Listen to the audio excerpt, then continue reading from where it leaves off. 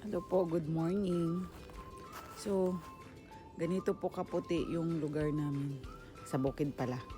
Ito, puti lahat yung branches ng kahoy.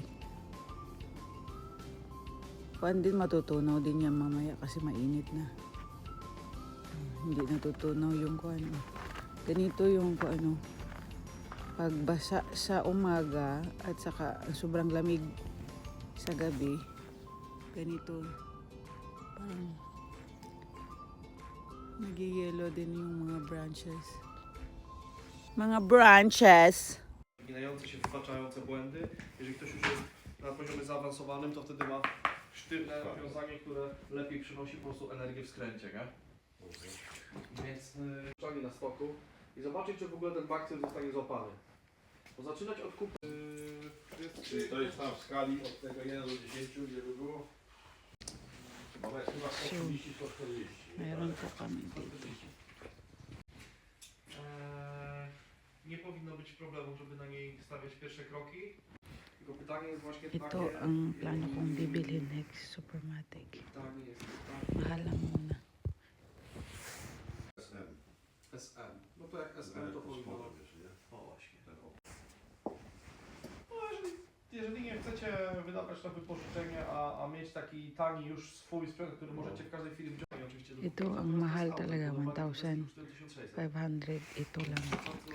Ito lang mahal. Ale do tego też jeszcze go dojdą. No, kolejne wiązanie. Na pewno Ito po yung kukunin ko.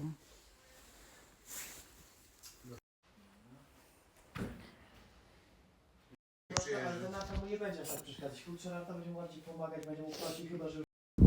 So mayroon na akong shoes. Mayroon na akong bebe.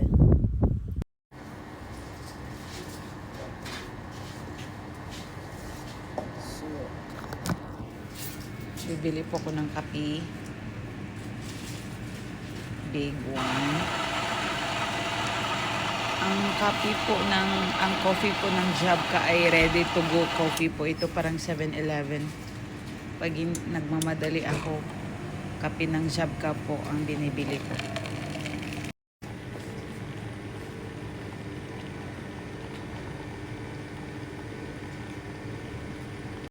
Nakabili na ako at last ng snowboard.